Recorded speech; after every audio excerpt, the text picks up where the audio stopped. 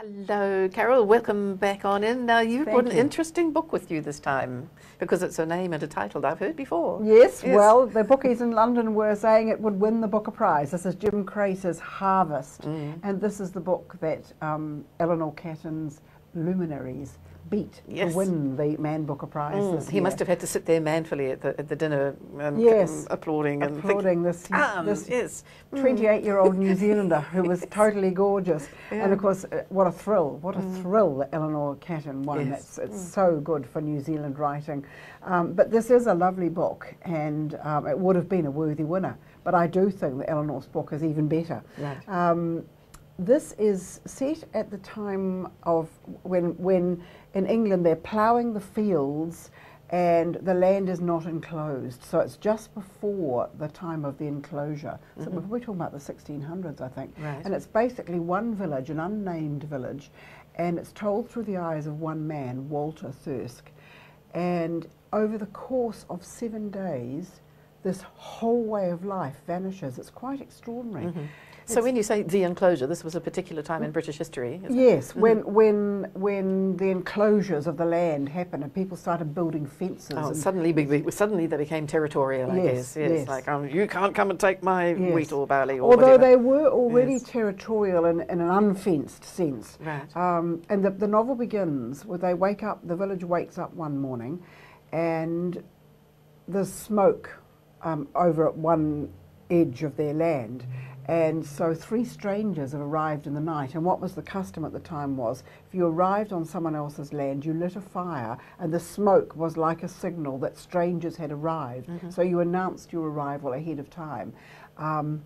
Unfortunately, 3 of the local lads in the village have actually got up to mischief and have set the master who is in the manor house have set his dovecote on fire, and some of the doves have perished, and so there's fires at the beginning, and the strangers get blamed for it.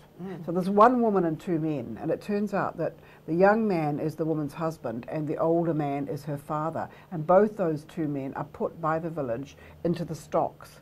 And their punishment is they're to be there for 7 days. But by the end of those 7 days, the entire way of life has been disrupted. Because what happens after that, one of the serious things is that the older man, who's quite short and is really stretched on his tiptoe to keep his head up in the stocks, he dies.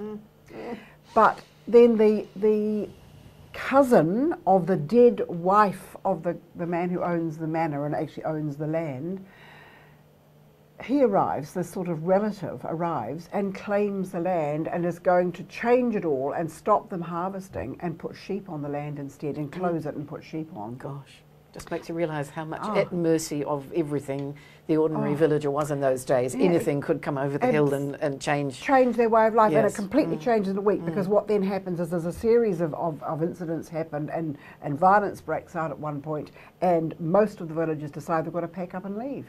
So they take their carts, they take a few animals if they can, they pack up their belongings and they leave the village. For a completely unknown future, who knows where. Yes. Exactly. And you think that Walter is going to stay, and in the end the owner of the manor leaves, and you think Walter's going to stay and look after the place, but in the end the manor house goes up in flames.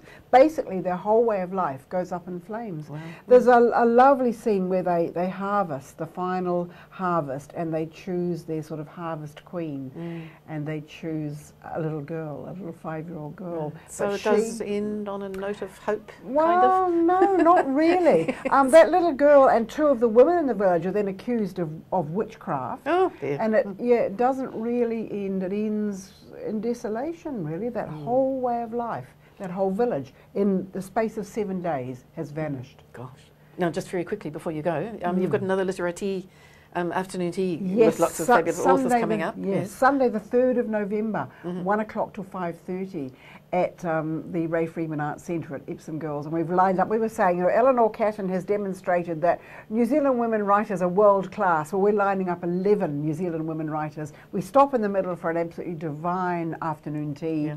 And there are still tickets available, so people need to just contact the Women's Bookshop. Tickets at the Women's Bookshop. Great stuff. Thank you so much, Carole. Thank you.